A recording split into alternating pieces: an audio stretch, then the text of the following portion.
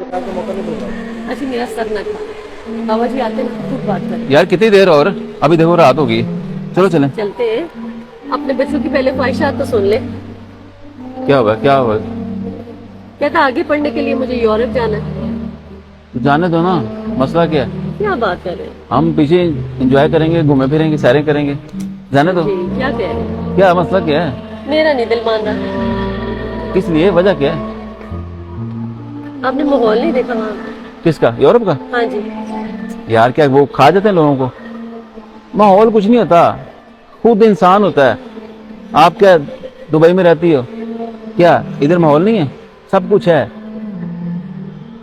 जिसने जो करना है उसने जहां पे रह रहा है वहां पे भी कर लेना है, वो पर्दों में भी कर लेना है।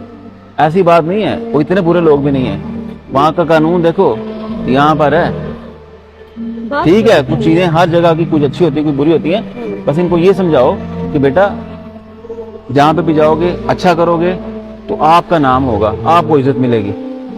बुरा करोगे तो आपका नाम खराब होगा, आपको तजलील फेस करनी पड़ेगी, हमें तकलीफ होगी। बस बस ये भी बताओ, हम सिर्फ आपको टिकट देंगे, रहने का खर्चा देंगे, जाना आपने अपने बलबूते पे है। वो तो इंशाल्लाह कर लेंगे। बस बल्कि ये- जाएंगे तो अच्छा, हम पीछे अकेले सैरें करेंगे, घूमे फिरेंगे।